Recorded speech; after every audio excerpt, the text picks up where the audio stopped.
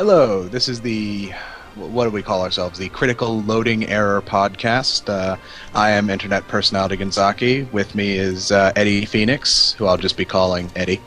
Me. Bulbazak, who I'll just be calling that guy. And Berserker Ninja, who I'm just calling you Matt. That sounds okay to me. Yeah. You got a name that does not shorten easily. Not into anything that I would consider a name, anyway. Oh, look, advertisements.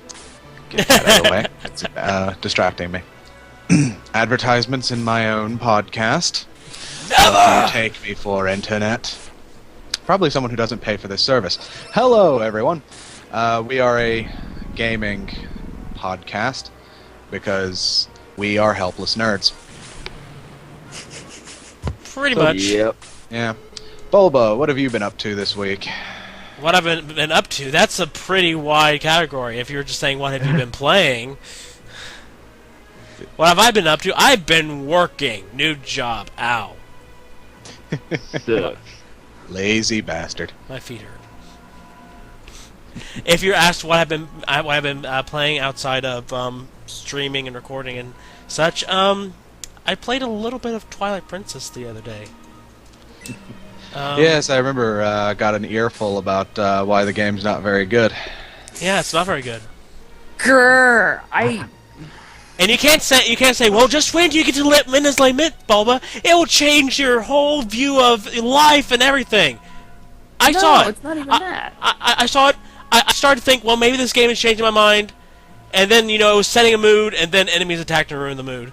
And and then climbing up the Zelda's tower, which wasn't fun the first time I did it. It wasn't fun the second time I did it. I don't know. It's just the game feels underwhelming to me. To you, okay. I keep trying to give it a chance. I actually enjoyed the game. Yeah, So. but Yeah. I never quite sure why I am such a large lover of that game, though I think I've always attributed it to going to it after playing a lot of Skyrim and just liking the similarities. But no clue, really. yeah. Agree to disagree, I guess. Of course. Yeah, I'm not saying it's a bad game per se. I just feel it's mediocre compared to. I feel it for a lot. What I feel it's underwhelming for a Zelda game, and I think a lot of people give it more praise than it deserves. I think it's overhyped. That is for you. I'll actually agree with that. And the thing is, I think that's true of most Zelda games, and most games in general, Yeah. is that if something gets popular, it quickly becomes overhyped. It's just our culture, and I think it's part of who we are as people, that when we like something, we really want other people to like it, and we will embellish. We're prone to hyperbole. Five Nights at Freddy's.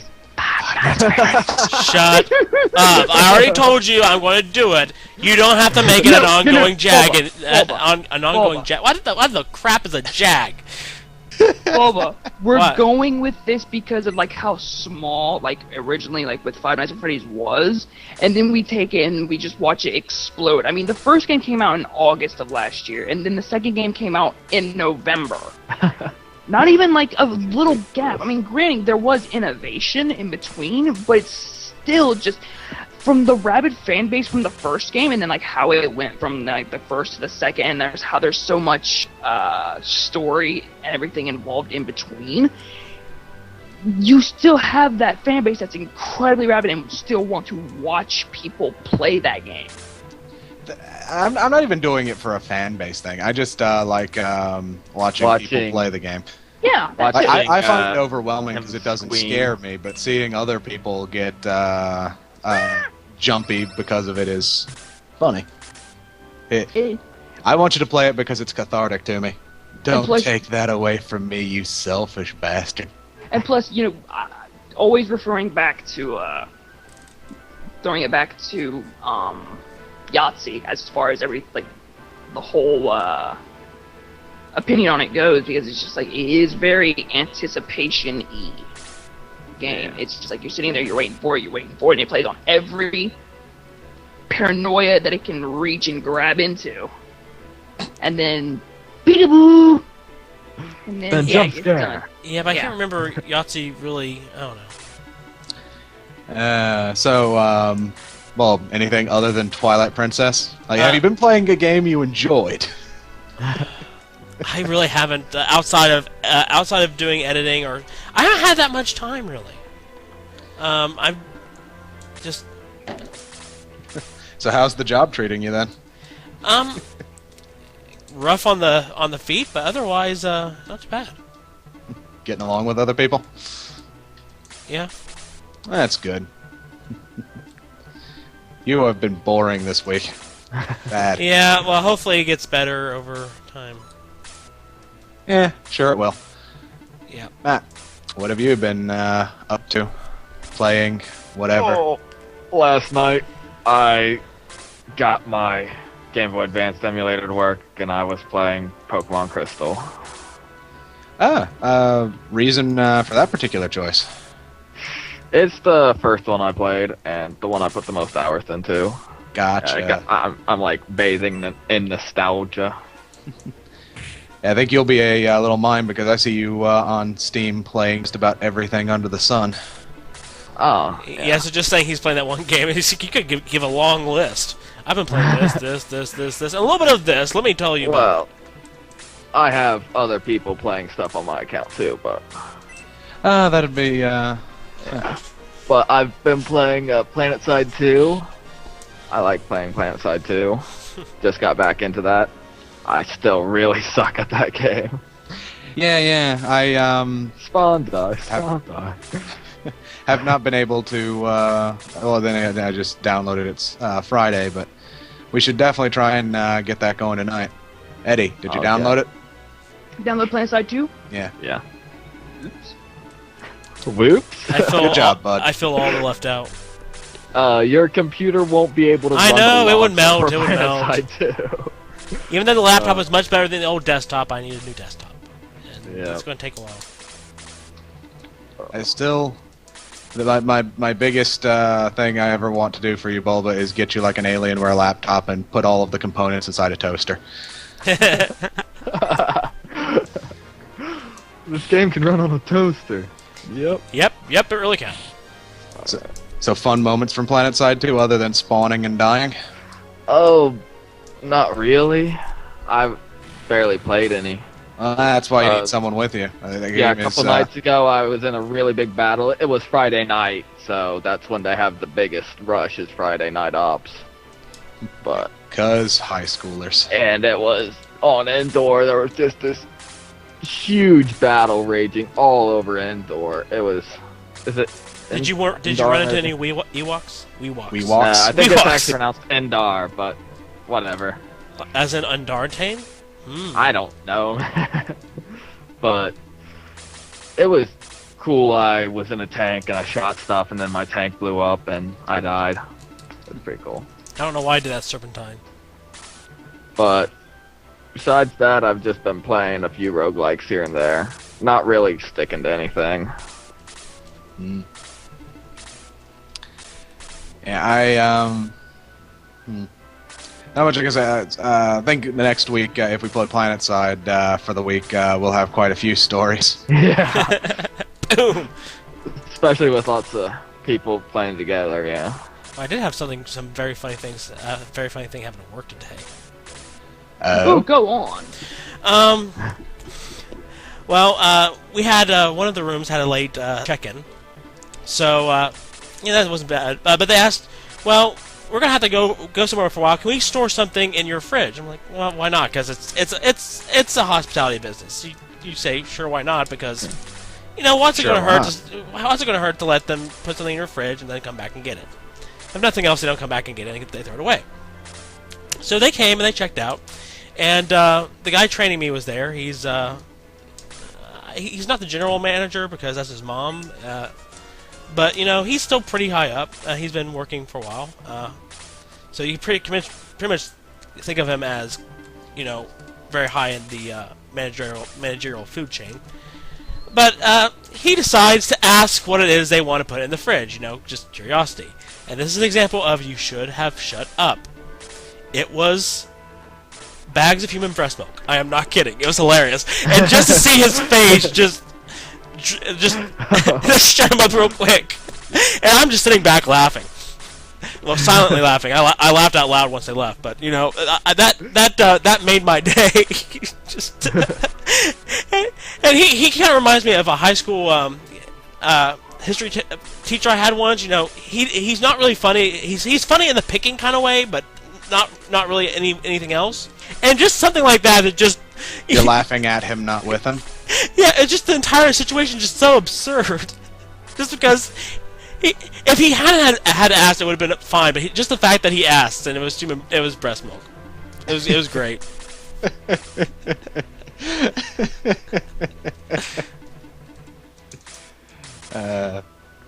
Eddie, what have you been up to? I've done college thing all week this week. Just working on my classes and everything. When I'm not working on my classes, I've been playing a little bit of Hearthstone. I played a little bit of League of Legends this week. Turned 24 this week. OMG, you're a geezer. Yeah, I'm getting Good old. job not dying yet. Indubitably. Which is quite amazing, because you were a kid once. Think about it, at one point in time, the biggest thing in your life would have been to put a penny in a light socket. Mm-hmm. No one would let you do it. No, I'm actually surprised any of us are here today, because as kids, that's just kind of what we did. We tried to get ourselves killed in the most spectacular way possible. Mm-hmm. I also was able to, yesterday, pick up Animaniacs Volume 4. I finally complete my Animaniac collection, so woo-hoo. Good for you. We'll have to work on that myself one of these days.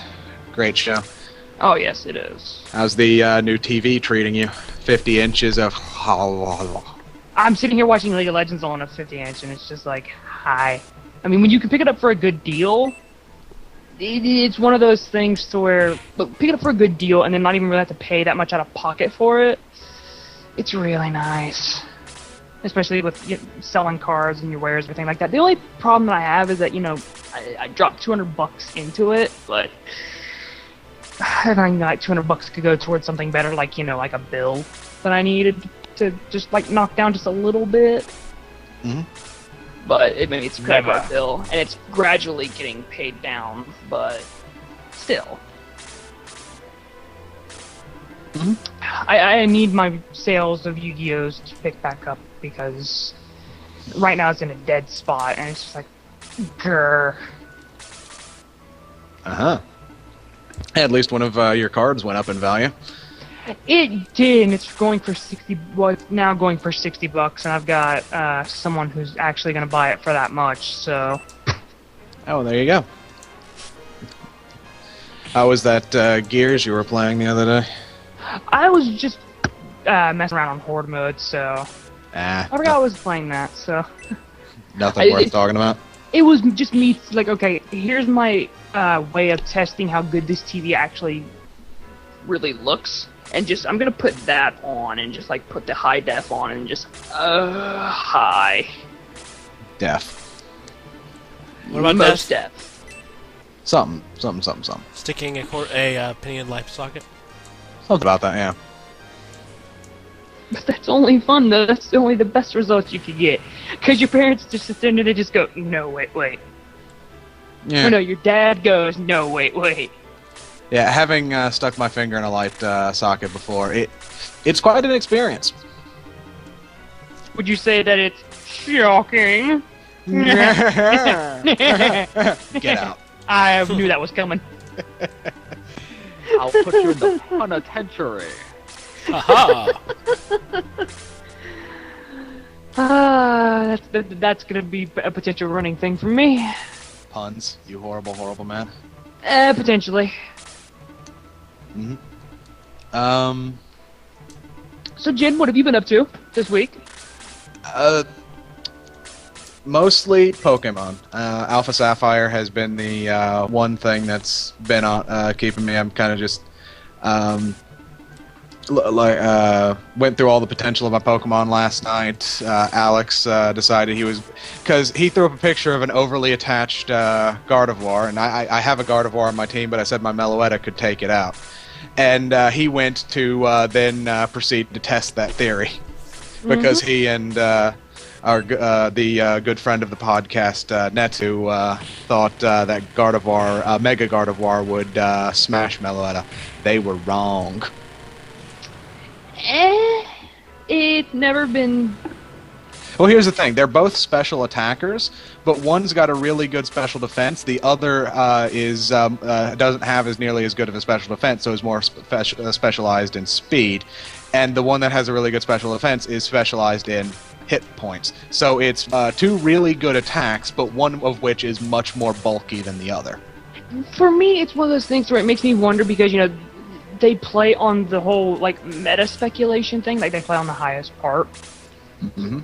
But for me, it's one of those... Because I understand the Pokemon competitive meta and all that other good jazz that they go through. It makes me wonder, if you focus on the tanky side of things... instead of focusing... Because you focus your one main stat, no doubt about that. If you're a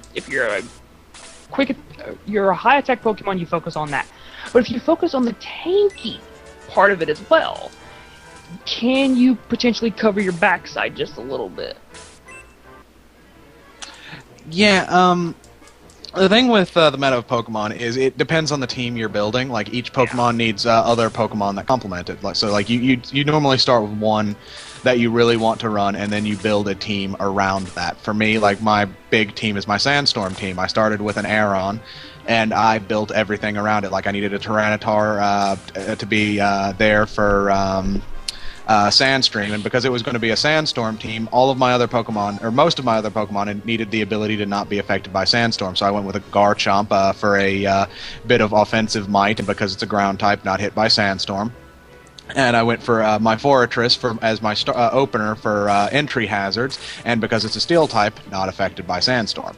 So it's one of those things where, depending on defensive Pokemon are definitely part of the meta. It depends on the Pokemon. Like my Forretress, it's my starter. As an offensive Pokemon, it has no offensive presence. It is there to set up entry hazards and then Volt Switch out. If I need it back in because my opponent has set up entry hazards, it can Rapid Spin.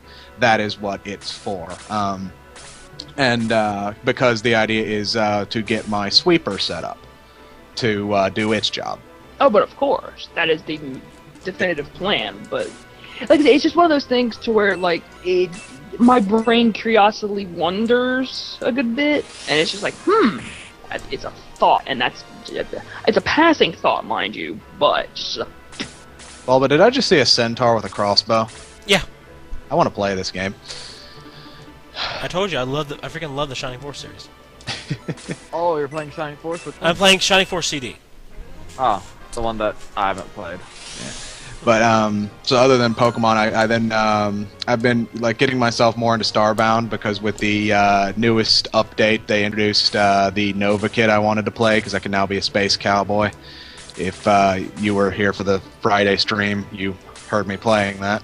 It's just they've made so many updates and they fixed a lot of the things I didn't like about the game because a lot of the mechanics were made to slow you down to keep you always you couldn't just head out and do exploring, fighting, and mining. You always had to be on the lookout for food, keeping an eye on your food meter. And now they've made food give you buffs instead of filling an arbitrary meter. Because I feel the food thing works better in Minecraft because of the way it's managed. You use more of your hunger if you're doing a lot of running and stuff like that, running and jumping. Whereas Starbound, if it did it that way, you're always jumping because it's a 2D game. It's just the way the platforming works doesn't lend well to the the hunger management system. So the removal of that as well as a few other features have made it really nice, and they've made it so that water actually collects when it's raining. So there was a situation I found myself in where I was mining in a hole that I had created, only to find that the hole was suddenly filling with water because it had started raining on the surface, and I nearly drowned getting out. So That's pretty Weird. hilarious. yeah, I love that system because it creates little hectic moments that it's very nice. So that game, there's a lot wrong with it. I still don't truly recommend it. Like if I wanted someone to get it, I'd probably buy a copy and throw it their way rather than having them buy it because of the problems with the early access program. Because the last time this game was updated was almost a year ago. So the development team behind it isn't too big on Regular updates. yeah, and especially like normally you could say, well, at least they put stuff up on their developer blog, but they've stopped. The developer blog has slowed down too, really. So they kind of just keeping their players in the dark, like play the game as is, and you'll get an update eventually. And I don't like that. I find that to be annoying, and I don't support it. Well, who would? Yeah, because it's in the end, it's anti-consumer. And other than that, it's mostly been stuff related to D&D. Mm-hmm. Because that's just of the week, that is my major game I'm playing at any point. To explain to first time, well, I guess we've never explained this too much on the channel. We have a Bulba, Eddie, and I are part of a little D&D group that meets every Saturday to have a campaign running, and it's one of those things that's kind of just throughout the week because when you're not doing something in campaign, just hit up the not something with other people around. You hit up the DM to figure things out, and it's one of those things like this. I mentioned Twilight Princess being born of my love for Skyrim because there's something I like about the kind of period that a game like that has, like the pseudo medieval style. That didn't work. The pseudo medieval stuff, and but the problem I always had with Skyrim was there was always something I wanted, but I couldn't do. And like most of the time, I could mod it in. Like if I would be walking around and be like, I really want a cloak. So go find a mod. Someone made a mod. So it's very beautiful cloaks for the games. They were like nice and articulated and everything. They blew back when you ran. It was kind of cool. And just constantly looking for new stuff. Like, I wish I had this, I wish I had that. Just constant, like, I became a werewolf specifically so I wouldn't get diseases in Skyrim. And but the fighting as a werewolf absolutely sucks. So I found a mod, I think it was, like, quote, hilariously named Not Another Werewolf mod, which rebalanced the werewolf form to make it pretty much reworked the defenses to make it viable in late game. It made it a bit overpowered in the early middle game, but in late game it made it viable by giving it magic resistance and natural armor, which I think really necessary to make that. But it's just like there's always stuff like that I pretty much went with the core value of Skyrim. I modded it until it broke because there was always something I want to do. Whereas after that I started playing Twilight Princess, and then after Twilight Princess I remember we were talking in chat one day and I said, you know what, I'd like to play Dungeons and Dragons, and Eddie found us a DM, and we have been playing just pretty regularly ever since. And yeah, pretty much from my end, it was like I had a bad experience, and Jen's like, no, that's not whatever. Let's get you involved in a game in your first game with somebody that you can kind of trust, and you should be all right. And yeah, I enjoy it.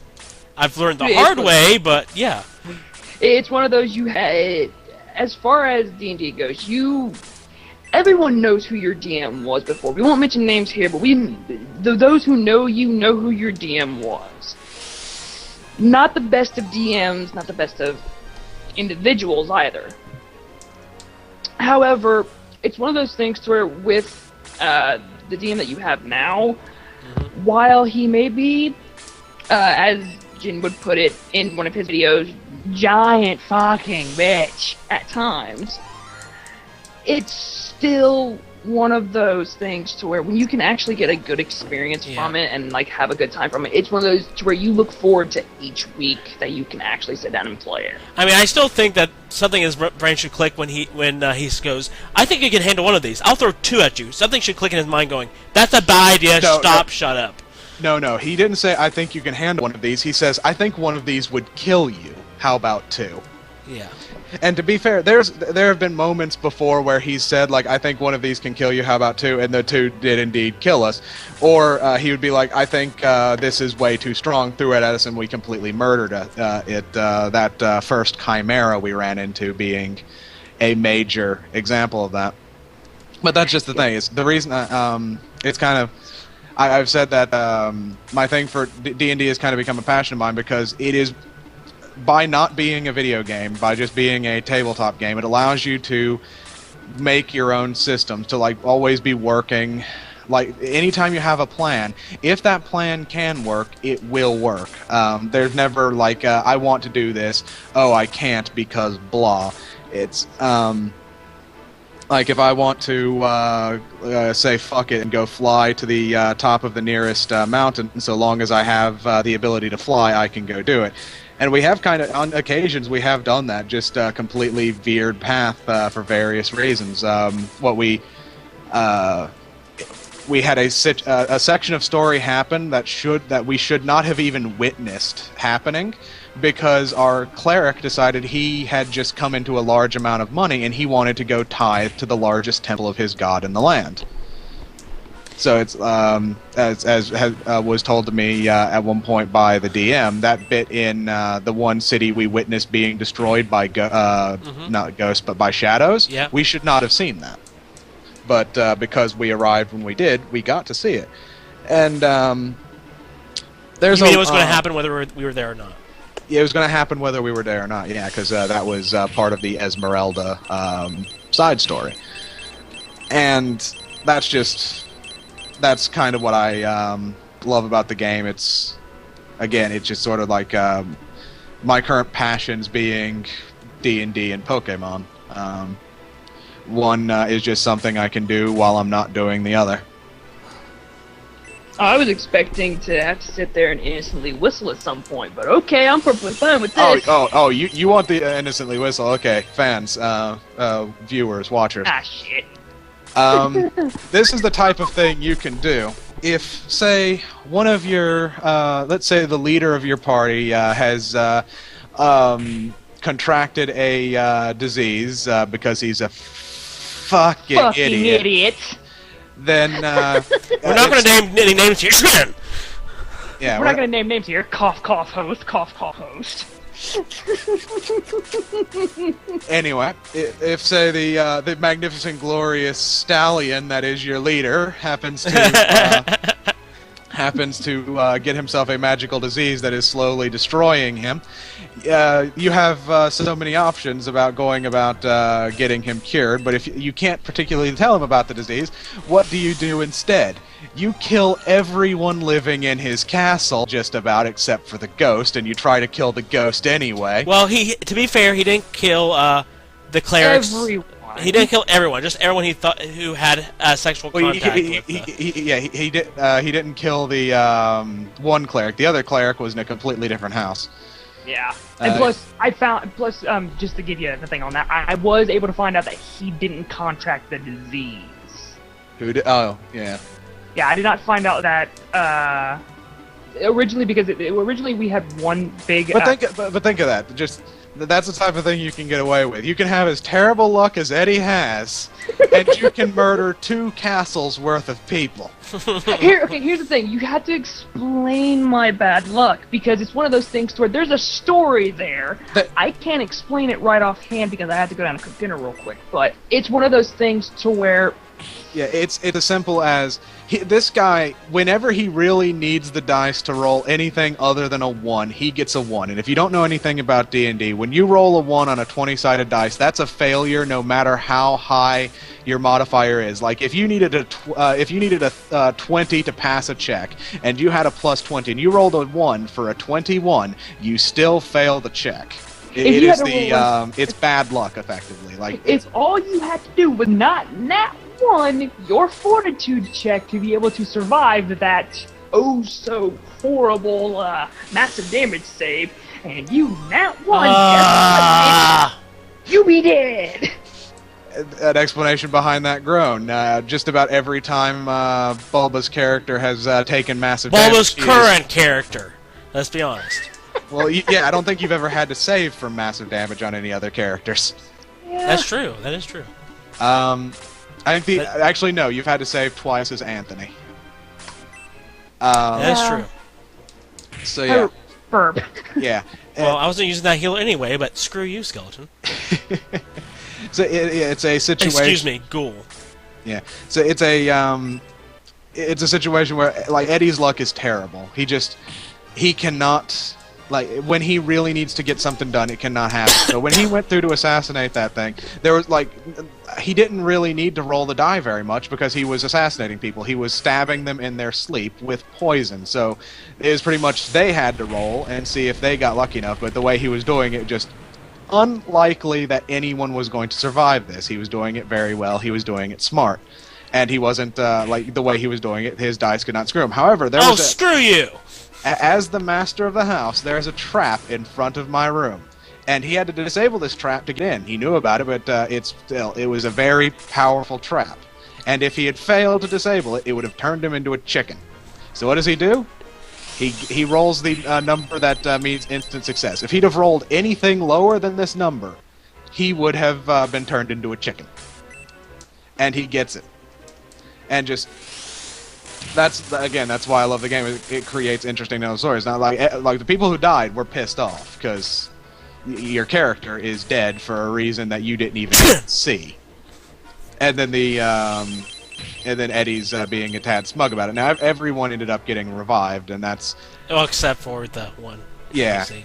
yeah, and that's the Player character turned NPC anyway. Yeah, and that is the little niceness. Like, there's a price for revivals. Those revivals, like if we didn't have someone nearby who really liked several of the dead people, yeah, that would have cost an arm and a leg a fortune. We just wouldn't have been able to do it. But so it's like, don't think there isn't a penalty for dying. There definitely is. In the most recent reason Bulb was pissed is because his cleric died, and that cost a good chunk of gold to bring him back. I could have brought him back for much cheaper, but I think he would have liked to keep his 13th level intact. Which is why I say, never piss off the person who could end up possibly reviving you, or you could end up losing levels. It's not nice. Well, yeah, that's a bit of a rant there, but that's kind of what I've been up to, is just Dungeons and Dragons. Yeah, I've always thought that the Saturday D&D day would always be the best day to stream D&D for a Critical Reset, but I really don't want to catch up viewers on all of the story. It'd be like walking into the middle of this giant epic and having no clue what's going on. Yeah, it's why I think streaming a new campaign would be better. Yeah, but at the same time, we don't have a good day for everyone, and I think that's... I mean, it used to be Monday, but... Really, it's not. I don't know. It's because we can't get one of the players out on Monday. It's a giant scheduling clusterfuck, mainly because one of our players is quote graduated, so he can't get out to everyone else nearly as often, and the one of our other players has set himself up to need to do homework just about every day of the week. Cough, Eddie, cough.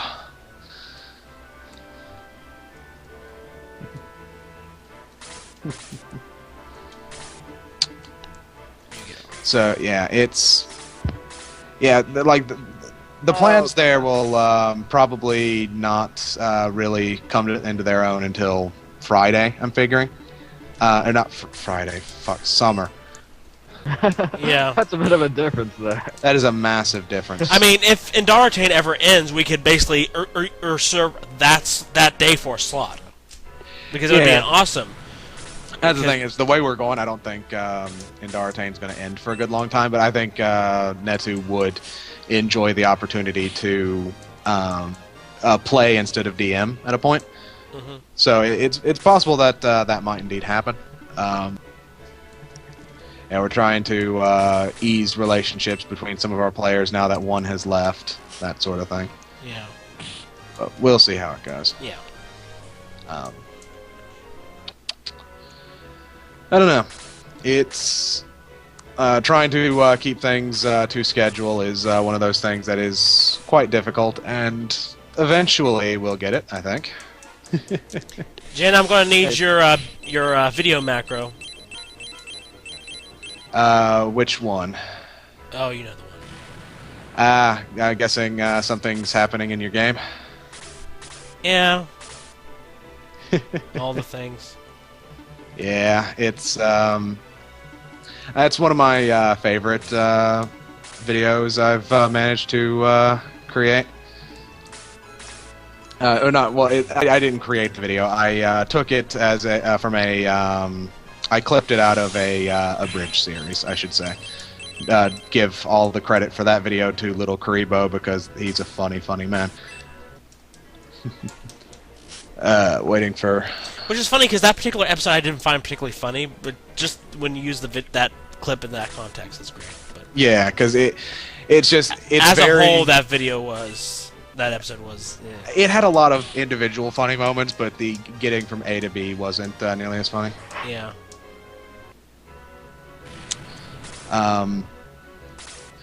But yeah, so that's.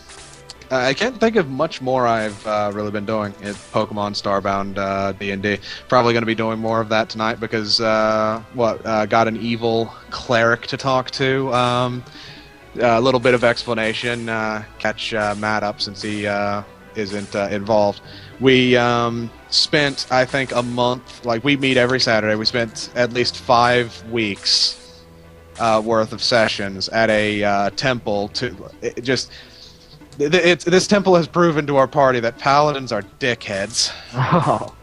Because the idea is it's a trial for paladins and clerics of good faiths, but the idea is they have a bunch of evil creatures in stasis, and the trials will figure out your skill level, pull out a group of enemies to skill, and have you fight them. And you fight them, they die. They go back into stasis until they're needed again. It's we effectively equated it to torture because here's the thing, I don't care what their alignment is. You don't do this to things. If you're going to kill something, just let it be dead. I mean, there's no reason for this. And we actually managed to befriend one of the enemies in one of these things, and we promised to get her out. And then there was a cleric who. I have a thing for liking to buy silly things. Like whenever a silly idea pops into my head, I buy it. So I have a goggle. Yeah, and Netu has a character that allows him to do this. Yeah, there's a shopkeeper that allows me to buy just about any silly thing that pops into my mind. So I have a pair of goggles I'm wearing at all times that allow me to tell when something is pregnant or not. That sounds handy. And he has looked at things randomly and went, "Oh, Well, it's not is random. it pregnant?" It's not random. It is whenever I see something, I ask that question because I'm wearing a pair of goggles that would tell me anyway. It's not that I decide to do it. It's just if I look at something, it says yes or no if that thing is living. I'm talking about excuse me, but are the fish pregnant? Yeah, okay, those are random. Like looking at the water, do I see any pregnant fish? And you always get a sigh from the DM in moments like that because it means he has to roll the die for an insignificant question. And he normally gets me back for those. But it's so we're fighting a group of clerics. These clerics just kick ass in that temple place. And I note that one of them is pregnant, so it comes to a situation of, okay, we got one person we have to free, and we have a pregnant cleric we have to free, because the cleric we have not talked to at all, we don't know in any regards, but she's pregnant. And it's one of those things, just every good aligned person in the party is like, well, that's an innocent life, shit. So we're having to do all of this stuff, and just all of these little things, because we were going to free everybody. Why do you hate my Birdman? Seriously, stop it. Because you suck. You killed off 2 of my 3 healers. Seriously, stop this. This game's That really silly. sucks to be you. So yeah, and just we're trying to get through this. Like, this should have lasted a week. This should have not taken any time at all. And it had turned into 5 weeks of us just crashing against it, like just like we going after ideas, having the ideas fail, and dealing with a naked, evil old man who was an asshole.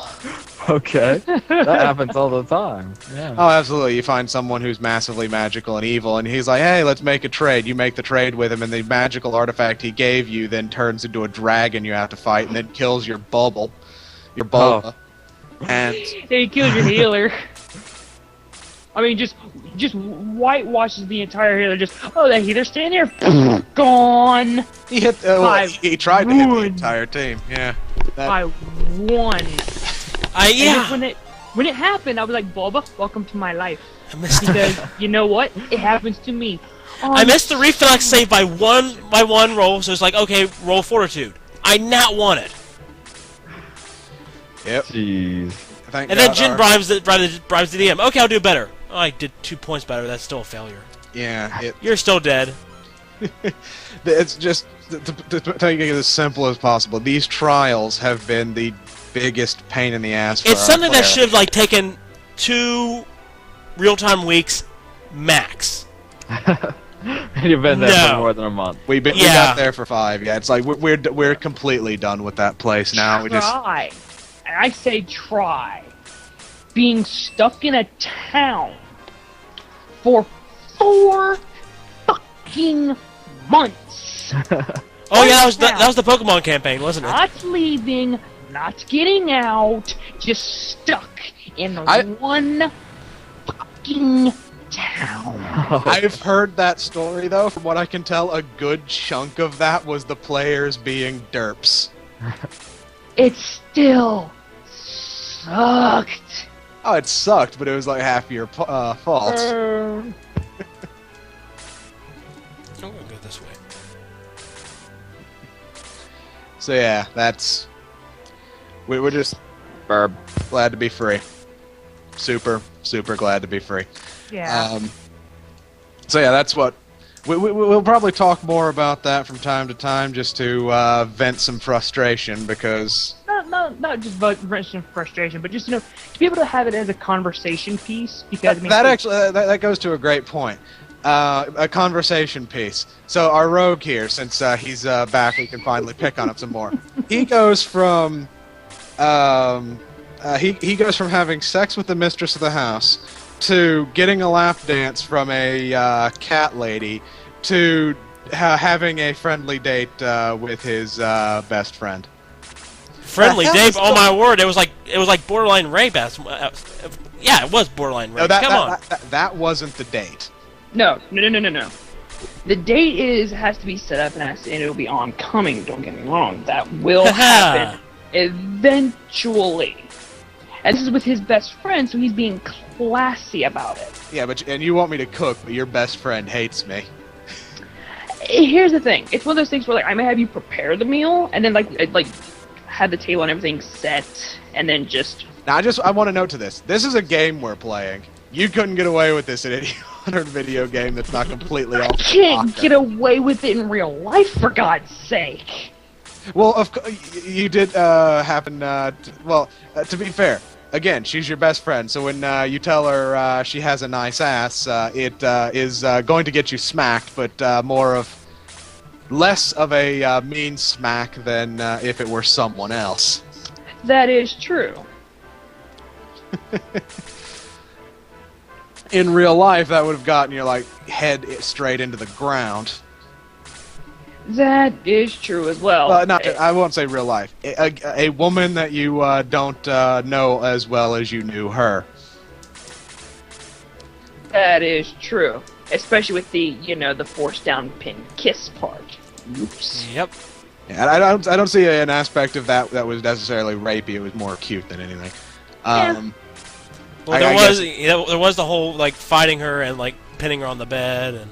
But again, I think if they weren't as friendly as they were, that would raise more warning course. bells than it does. Because Yeah. I've had those moments with friends.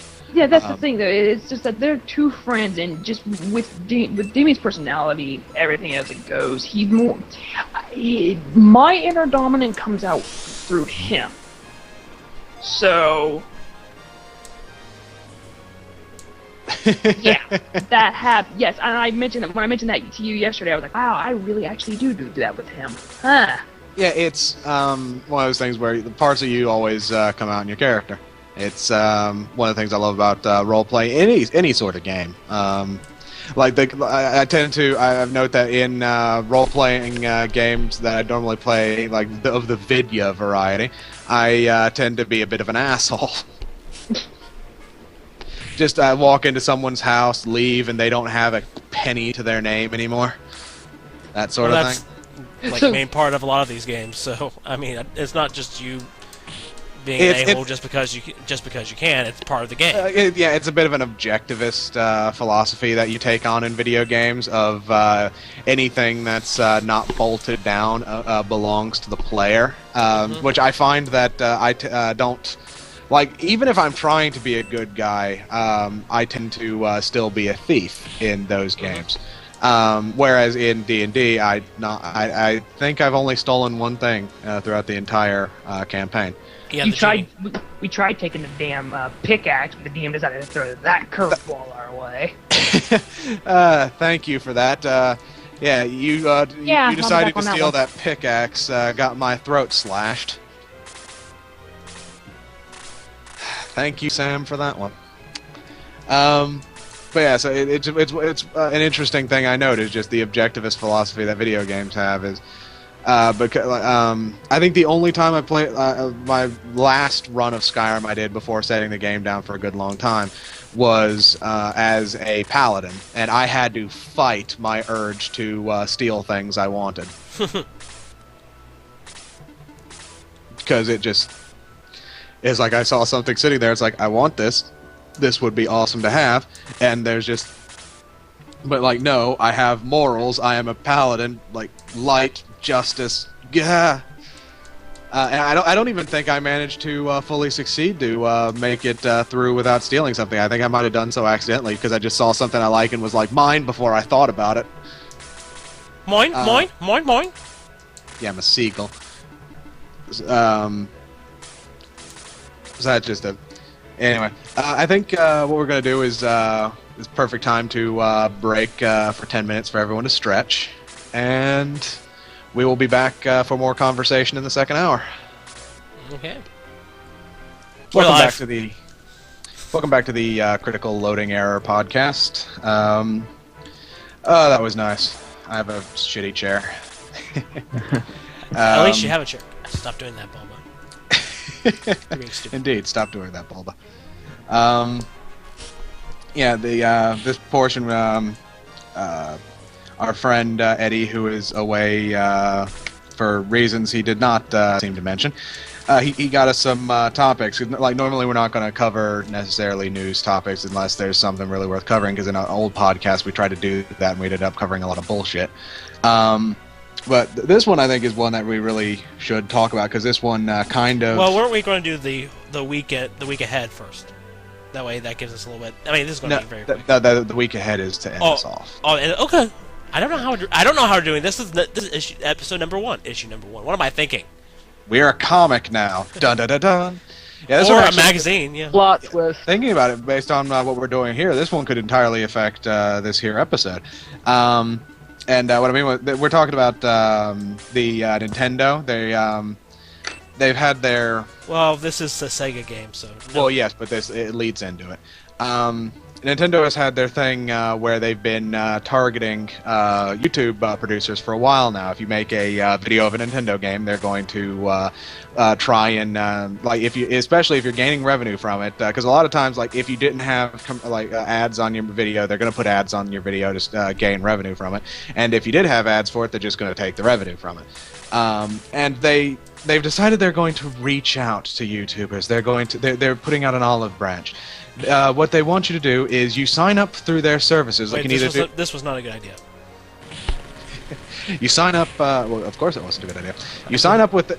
You sign up with their services either on a video-by-video basis or your entire channel. If you do your entire channel, then they will give you. They are gracious enough to give you 40% of your revenue back. But if you do it on a video-by-video basis, you only get 30% of your revenue back.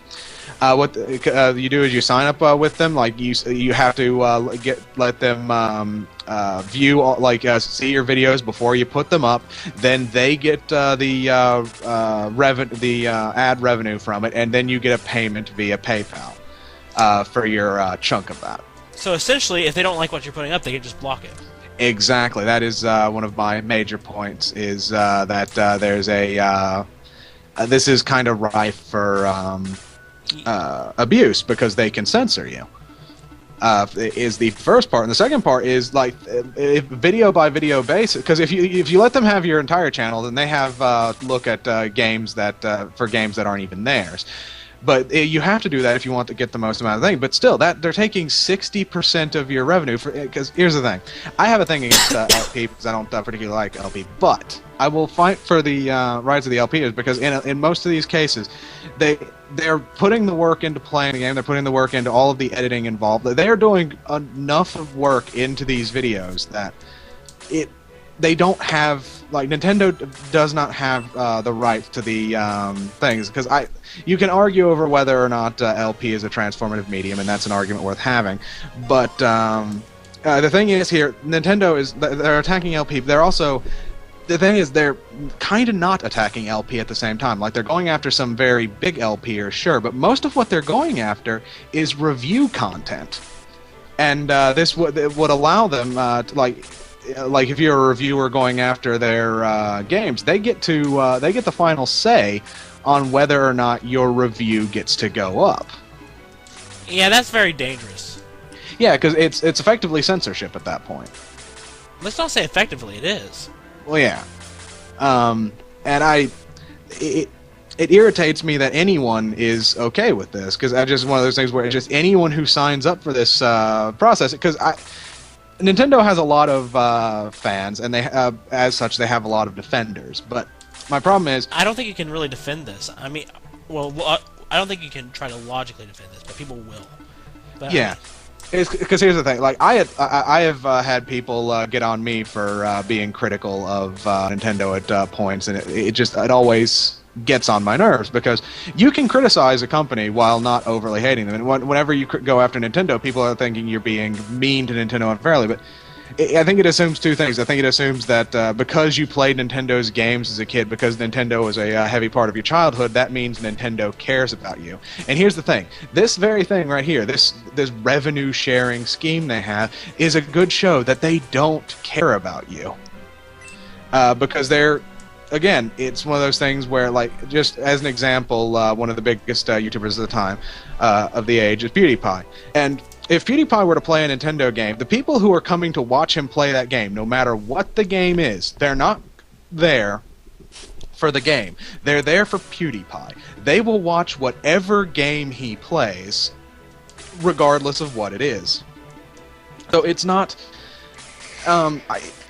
Plus, it's on top of that, because in that note, you will note that games PewDiePie plays, and others like him, Markiplier, the Completionist, you'll as examples, you will notice that people who watch those videos are more likely to, or when those videos come out, you note spikes in the sales of those games. Even if the games are bad, you will note spikes in the sales of those games. Yep. I mean, I've bought so many games because I've seen YouTubers play them. Yeah. It's like all the games I buy anymore are games I've seen people play on YouTube. Well, I use the example of I recently did a YouTube subscription purge, because I've grown out of a lot of Let's Players. I don't have the time to watch a lot of Let's Players anymore, and my opinions of taste have changed. But the one constant LPer that has never moved off, because I enjoy watching his LPs. I like his style, and I don't think I ever will, even though sometimes I don't have the time, is Nakatelili. And I have gotten at least I've gotten 2 games I can think of because Naka played them, and I looked and I'm like, oh, this is a wonderful game. I enjoyed the LP. I thought I this game looks fun. I must play it. The first one, the big one, is I tracked down after he did an LP of Okami. I tracked down a PS2 copy of the game. And then the other one is the other one was I bought a copy of El Shaddai. Both because I saw Naka play them, and I liked what he was doing. I thought they looked like fun games. I wanted to play them myself. And so I really think I can point to that as an example of this is the kind of power that Let's Playing can have. And I don't think Nintendo gets it, really. Because that's the thing. It's a Nintendo of Japan thing. Mm-hmm. I think Nintendo America has actually said that they disagree wholeheartedly.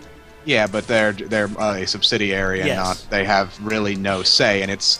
But it's showing we showing could, regional differences, though. yeah, we could get into an entire culture thing, but that's not what we're here for. It's just a note that this is kind of a plea to people. Is just don't do this. Like if Nintendo comes to you asking you for a profit sharing thing, deny them. Stop playing their games. Just ignore them. Because I've seen so many places start doing that, and Nintendo, the people there may not get it, but they're not stupid. If they notice large changes in buying habits because of this, they'll stop because they exist to make money. Ultimately, any company exists to make money. And here's the thing: I think it's going to come down to those for those who have to make a decision.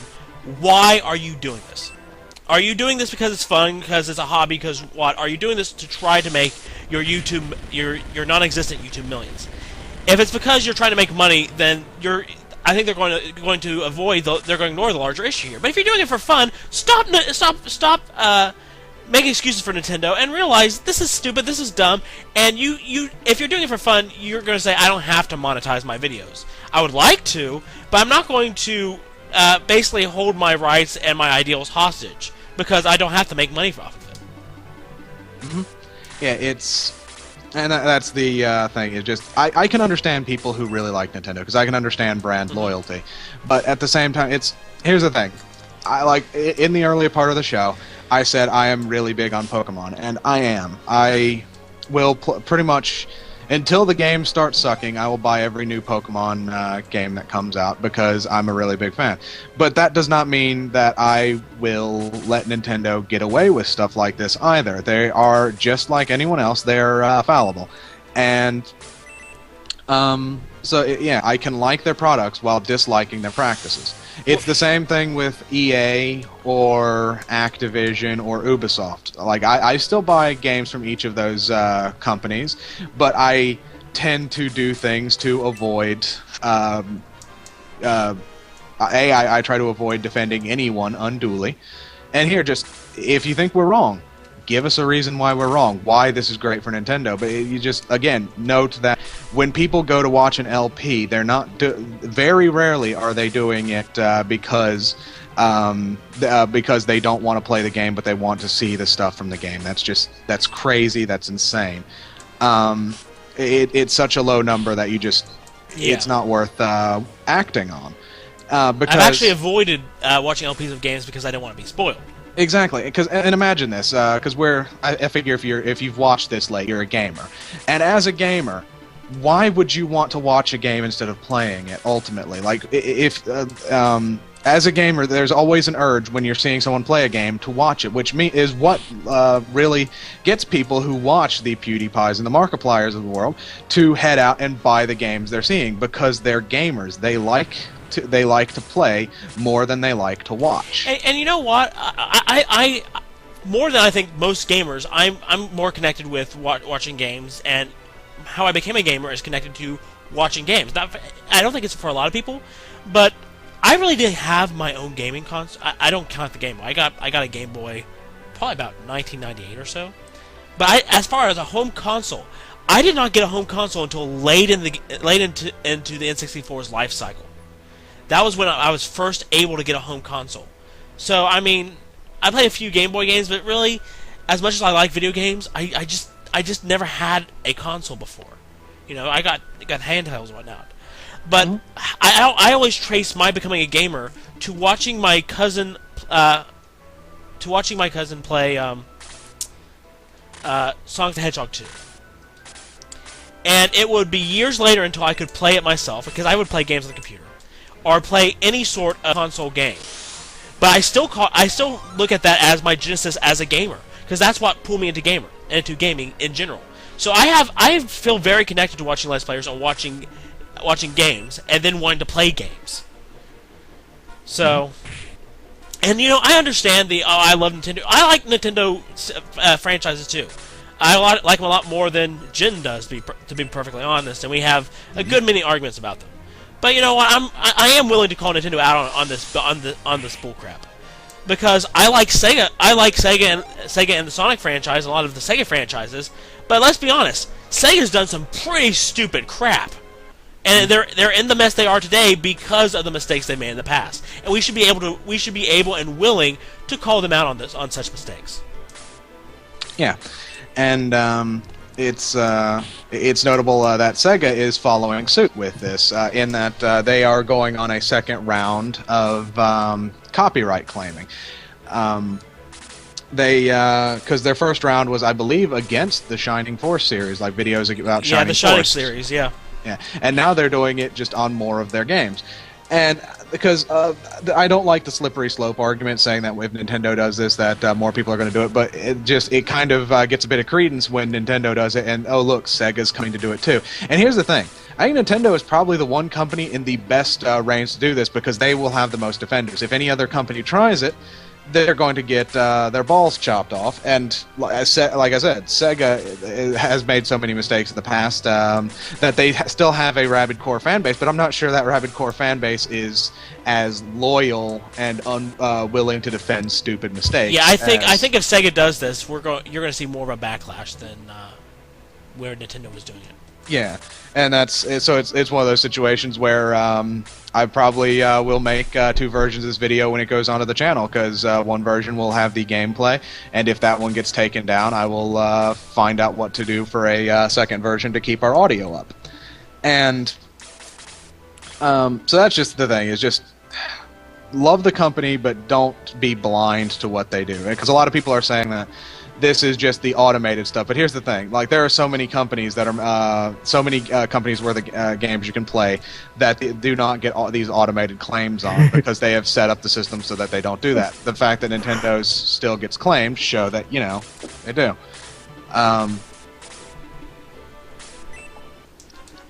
He has bolt. That is not.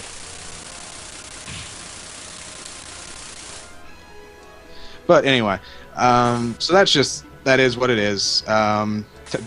Just you don't have to take our words. Like, just look into what they're doing, and make up your own mind. But because I don't think we've misrepresented anything here. This is what they're doing, and just even if you're looking to make your YouTube millions, I think this would be a stupid idea to follow this, because you're going to lose a lot of money in doing so if you are. But I would also say making videos for the money is not necessarily the right thing to do. But then again, you get quality out of people who make videos for the money. But anyway, moving on. This one's a story that I'm always torn on when looking at things like this, but I think it's as to whether to talk about it, because it kind of gives attention where I don't think attention is necessarily needed, because it's effectively because it's kind of like this is Fanboy hour. Because this is Majora's Mask. IGN did a review of the new Majora's Mask 3D, and people are complaining about it because the original Majora's Mask that was reviewed probably...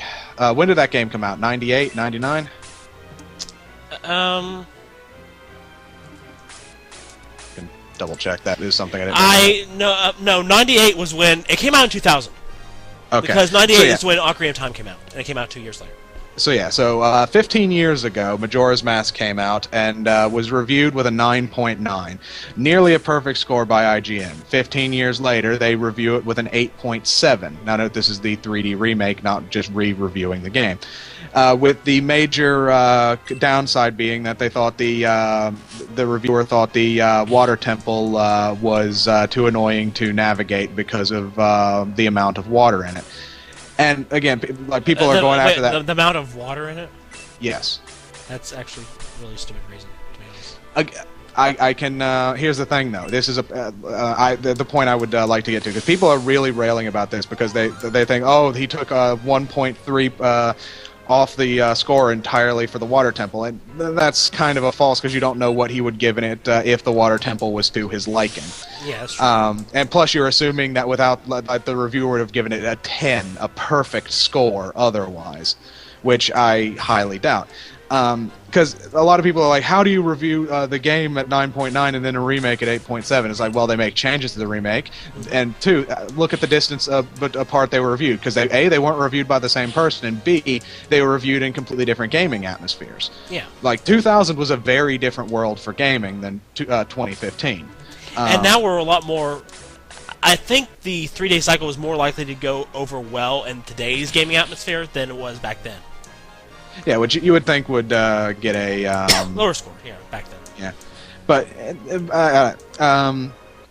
again, I put it down to the reviewer, and the thing that people need to remember is, because A, they're attacking IGN for this, and like, IGN is a company, it's nebulous, there is no particular entity that is IGN, it's a bunch of people, and this is just one reviewer. Like, another reviewer could have given it a higher score, another reviewer may have given it a lower score. They probably gave it to the person they thought was most likely to like it, or they gave it to someone they were most likely to think neutrally about it. But that's the thing, is reviews are opinions, so that's why when people, like, I can understand, yeah, it sounds kind of stupid that saying water temple has too much water, but at the same time it's his opinion. We don't know what he's thinking otherwise. Like, maybe he would have liked it if, like, certain things were changed, but he didn't articulate that well enough, because you only have so much space to get put in a review, and most people are only, here's the thing, most people are only looking at the blurbs and the scores anyway. They won't read the full text because they're simple and thick, or don't have the time, whichever one you fall into. And again, it annoys me so much to see stuff like this, because it's an opinion. As someone who does game reviews myself from time to time, just because I dislike a game does not mean I'm saying the game is bad. But more than that, an 8.7 is an amazing score for a game. Yeah, it is. Like, and because here's the thing, most people didn't think it deserved the 9.9 the original got. Most people thought it deserved a 10. Most people thought it was a perfect game beyond reproach. And to say anything, it's the Nintendo thing again. And I'm not sure if this is a Zelda fan thing or a Nintendo fan thing of thinking that the things they like are beyond reproach, but it's really getting annoying. Is like, you might love a game. There are plenty of games I love, but they're not. They can be criticized. Like, I hear people criticize games I like all the time, and you know what? Most of the times they're right. Just because there's something wrong with it does not mean I don't enjoy it. My favorite games. There is so many things wrong with them that I have found. Like Mountain Blade Warband is one of the glitchiest games with a terrible user interface, but I've put so many hundreds of hours in it, it's ridiculous. Mm-hmm. Yep. And so yeah, just like, don't be zealotous. Just like what you like, but don't be a jerk about it, I think, is what it ultimately boils down to. This guy didn't like the amount of water in the water temple. Cool. I can actually say there were, having not played Majora's Mask, I played Twilight Princess. There were bits in the water temple I thought had too much water. It's one of those things where it's kind of like, just like, really, Jin? But no. Like, you can be annoyed by something. You can, like, something can lower your opinion of the game even if someone else likes it. And I would like people to realize that. Again, I think the 8.7 people railing about it is two problems. It's A, people thinking that their game is perfect, and B, I think it's a problem of, like, a really bad game, like, not like truly bad, like horrendous, but like your typical bad game gets a 6, gets an above average score when people would consider it below average. So in a way, I think that might also be to blame, is that 8.7 doesn't look as good as it should because the threshold for, like, the number that you apply to a bad game is in the 6 range. It's like, you don't go below 6 unless your game is truly outrageous. So yeah, just people, again, public service announcement, don't be jerks. And if no one's got any further comment on that, I think we've like exhausted that. Yeah, that's what I told Eddie when he added to the list was there's not too much you can say because I don't think I think it's one of those just sanity issues. Like you only really disagree with the it's an opinion man thing if you're truly out of your mind. Yeah. And our next issue is the FCC has ruled that they will look into or they will regulate the internet as they do phone lines and stuff like that, so that it effectively is a win for net neutrality. Which is that applies to us for various reasons. Because A, we're gamers, we play games online, we have to download stuff to play those games. We're also big consumers of online media, YouTube and the like. We had our talk about Let's Plays. And also, we're a YouTube channel. We're trying to start a nice little business for ourselves here. And if the internet if our net connections got slowed, we would not be able to do that. Like if net neutrality was gone, our hopes of doing this would be dashed. So, it is, yeah.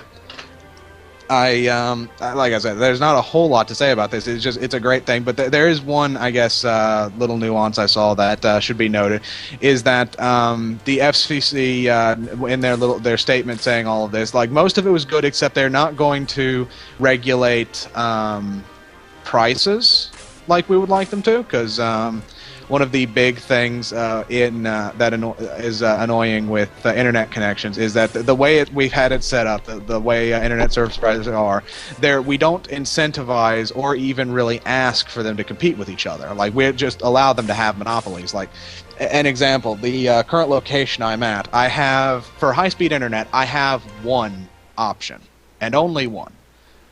And that is the definition of a monopoly. But because of the way the FCC guidelines are currently set, and we're hoping they change these, and they're saying they're going to, is that my high-speed internet provider is competing against a dial-up provider in the area, and that's insane. Like that is not competition. The high speed wins out, so I only have one choice if I want a good internet connection.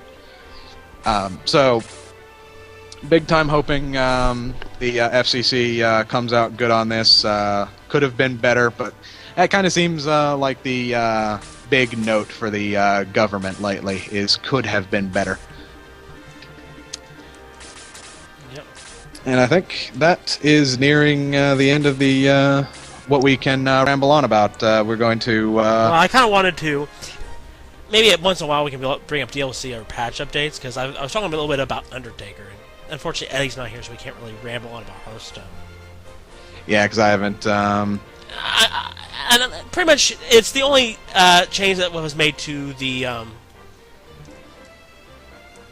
Hearthstone as far as cards go.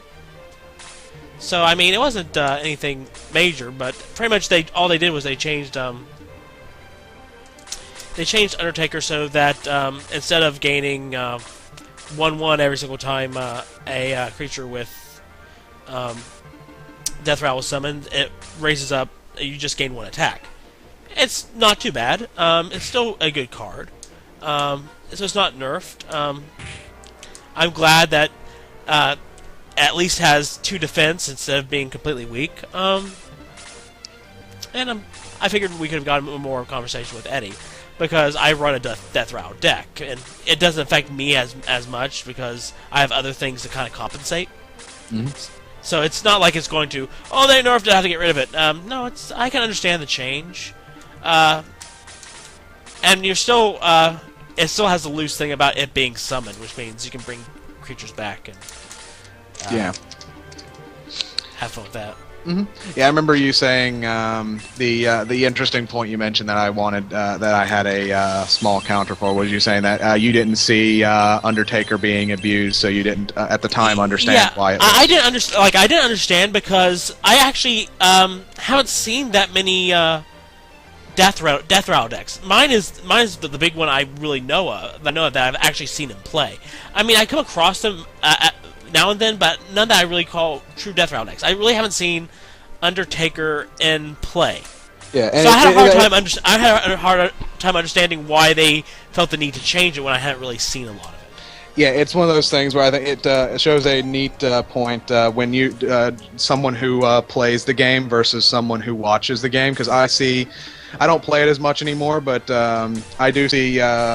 I saw the reason for it happening because Undertaker was a quite powerful card that was getting abused, and in situations where you could tell that the skill wasn't the sole reason for winning so much as just a really kind of broken card.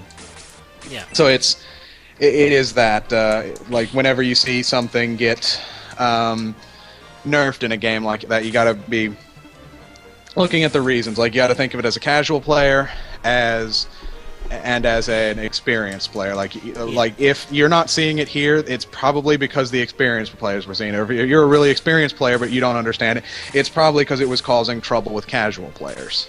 Yeah, and like I said, it really doesn't change things much. So I mean, it's kind of a shrug. But I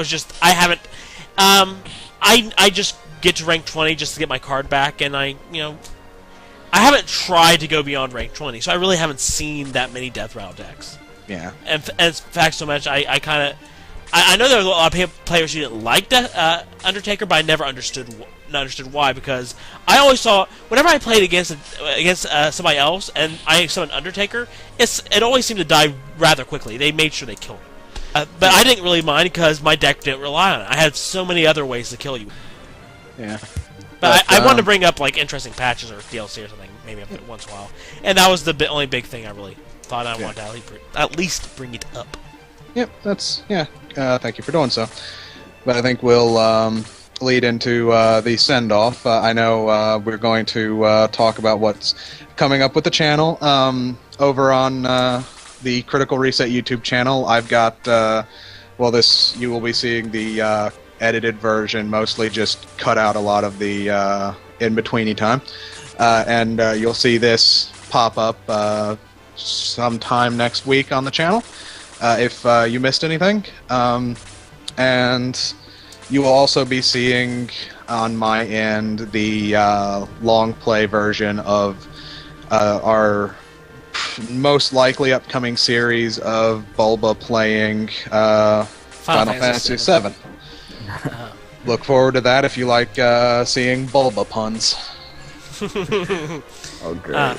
But I'm just going to break down some things I do know is coming, and we can talk about it. First of all, Monday, Wednesday, Friday, if anybody's watching, it's the group play series. We're doing Secret of Mana. Just what to expect coming up in this upcoming week is we're pretty much, now we're at the Empire, and we're pretty much going to be taking on a ruin. That's actually all that really happens in those 3 videos. It's fun to watch, really. We have some time. They're probably going to be a little on the short side, because a lot of this was under time constraints. And screw you, Gargoyle. But yeah, that's what to look forward. Matt, what can we expect from this week's Good and Hard? Giggity. Dead Core. Dead Core. Well, how about you talk to us a little bit about Dead Core, so we can kind of... Dead Core is a first-person platformer with a little bit of shooting, but mostly the shooting is to open doors, and there is a few enemies, but you can't really kill them. Okay, you can just I was back. about to say the last game you did. The last game I did? First-person platformer with shooting. Oh, that's just that's just hardcore shooting with some jumping around. This is platform with double jumping and dashing, and it's similar, I guess. They could both be put in kind of the same genre, I guess. Yeah. Really hard first-person games that you can do speedruns of. Yeah. Okay. Then, of course, Thursday I'm going to be working hard on getting this done. The plan is, it always is, but I'm going to be making sure that this gets done by deadline. Is that Thursday will be the edited version of the First Impressions stream. Friday I played Anodyne. If you actually want to go see the full thing, it should still be on our Twitch channel. Have fun. what were my thoughts on Anodyne? It's a really underutilized and not well thought out Zelda wannabe. I think that about sums it up. It has a lot of good ideas, but here's I think what Anodyne missed is the thing that makes Zelda games good is the sense of progression. I mean, you're not just getting stronger. I mean, you're not just getting stronger, but via equipment or whatnot. Is each temple gives you a new tool at your disposal that you can use to traverse the world, and that helps you in combat in later dungeons, so that you don't have this steep difficulty curve. And Anodyne has, yes, it has broom upgrade, but let's be honest, those things do diddly squat.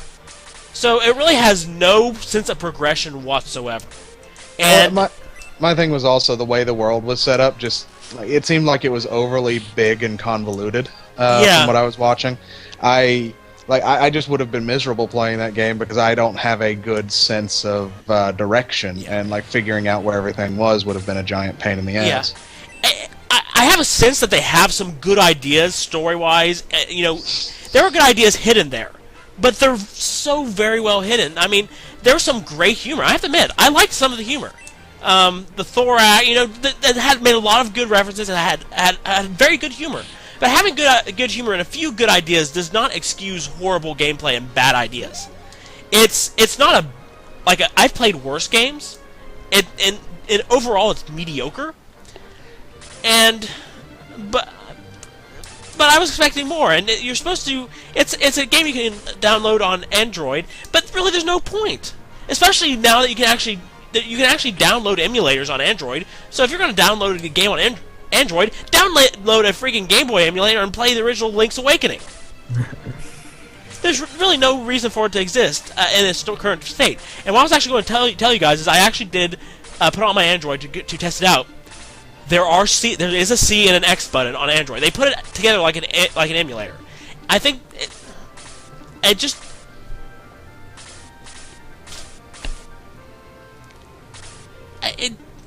Words. Use your words. It's a game that I think could have had some potential, but there's a lot of story plots that just feel generic, and the ones that have promise, I'm just not sure if they're going to be utilized correctly. And I think that's just the thing of the game. The things that it does right, it doesn't know how to use it to the best of its ability. Mm-hmm. Okay. Friday. We have Let's Goof. I don't know. We haven't recorded the next Let's Goof yet. I want to try to record a lot ahead of time. Suggestions. Yes. I have suggestions. Mm-hmm. We should do. Where is it? Murder Miners. That'd be fun. We could try to survive waves of zombie in a Minecraft Halo hybrid environment. Yeah.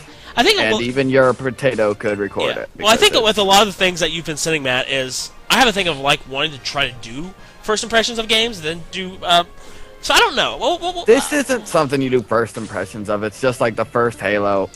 Yeah, it's Minecraft. It's just. It's not. There's no campaign or anything. It's just shooting stuff in multiplayer. Okay, yeah, well, There's really room for first impressions.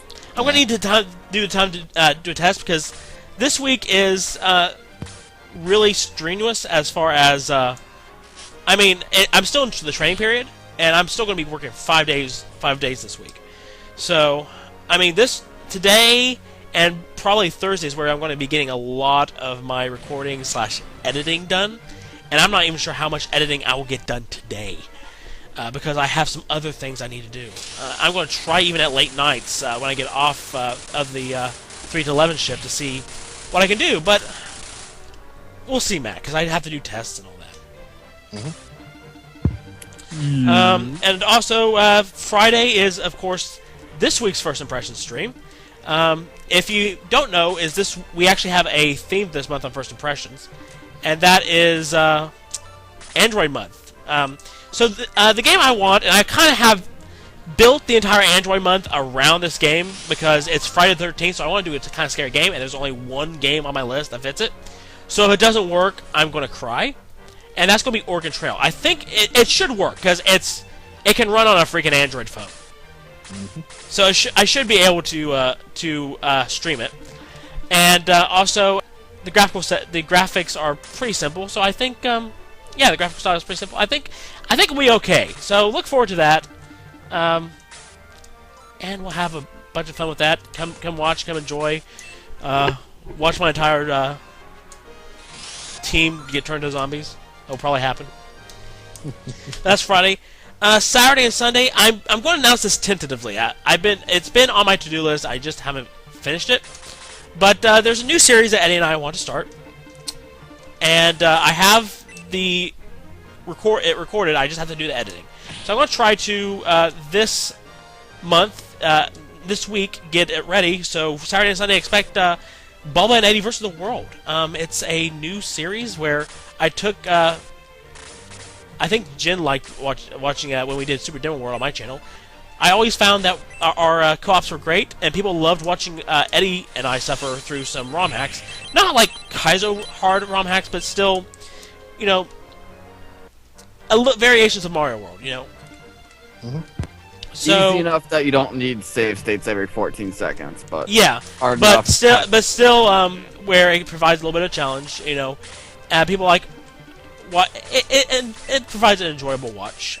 So our first game that we're going to be doing is something very simple, is Super Mario Land 2D. So come watch that. It should be fun. I actually want to talk to Natu about working on some thumbnails for that series that I can just update, you know, kind of like a basic thing that I can update myself. Mm-hmm.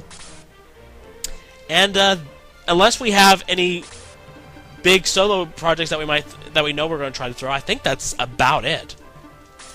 Yeah, for this week at least. Yeah. Update next week. We hope to add more things as time goes on. You know, get more series underway. Mm-hmm.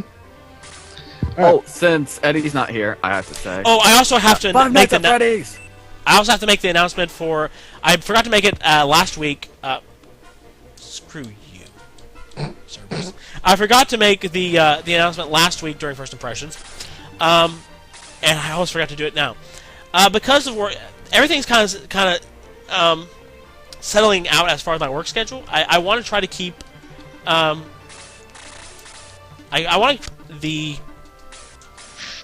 a regular schedule as far as First Impressions, but I'm not going to be able to do my regular 9 to midnight slot because I'll be working the 11 to 7 shift, so we'll be working thirds.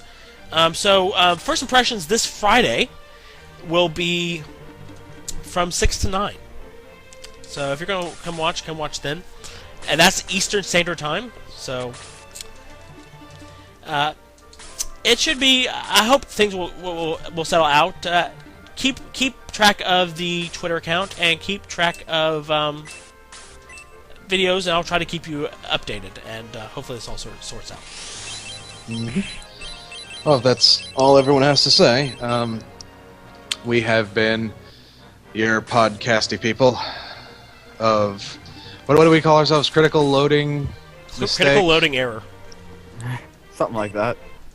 Critical loading error. Critical error in host. Bye.